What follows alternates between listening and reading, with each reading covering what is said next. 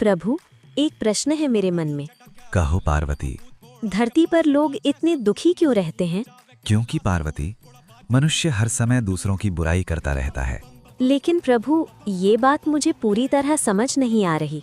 तो चलो धरती पर चलकर स्वयं देख लेते हैं। भगवान शिव बूढ़े व्यक्ति के रूप में, माता पार्वती एक साधारण युवती के रूप में और उनके साथ नंदी धरती पर भ्रमण करने निकल पड़े। जब वे पहले गांव पहुंचे तो लोगों ने उन्हें देखकर हंसना शुरू कर दिया। अरे देखो, कितनी अजीब जोड़ी है, सवारी होते हुए भी पैदल चल रहे हैं। लोग हंसते रहे, मजाक उड़ाते रहे, पर शिव, पार्वती और नंदी शांत रहे। दूसरा गांव।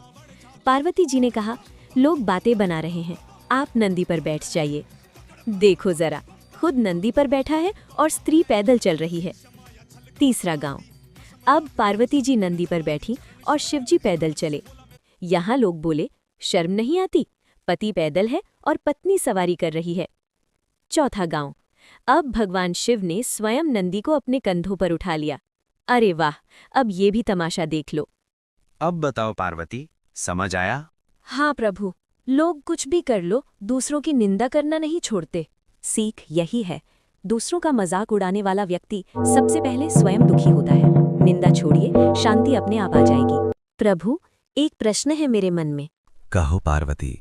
धरती पर लोग इतने दुखी क्यों रहते हैं? क्योंकि पार्वती, मनुष्य हर समय दूसरों की बुराई करता रहता है। लेकिन प्रभु, ये बात मुझे पूरी तरह समझ नहीं आ रही। तो चलो धरती पर चलकर स्वयं देख लेते हैं। भगवान शिव बूढ़े व्यक्ति के रूप में, माता पार्वती एक साधारण युवती के रूप में और उनके साथ नंदी धरती पर भ्रमण करने निकल पड़े।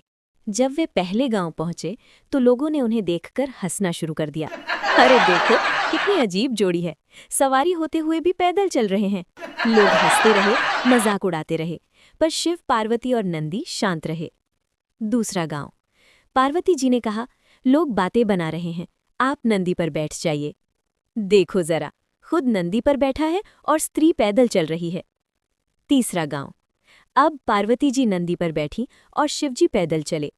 यहाँ लोग बोले, शर्म नहीं आती, पति पैदल है और पत्नी सवारी कर रही है। चौथा गांव। अब भगवान शिव ने स्वयं नंदी को अपने कंधों पर उठा लिया। अरे वाह, अब ये भी तमाशा देख लो। अब बताओ पार्वती, समझ आया? हाँ प्रभु, लोग कुछ भी कर लो, दूसरों की निंदा करना नहीं छोड़ते। सीख यही है, दूसरों का मजाक उड़ाने वाला व्यक्ति सबसे पहले स्वयं दुखी होता है। निंदा छोड़िए, शांति अपने आप आ जाएगी।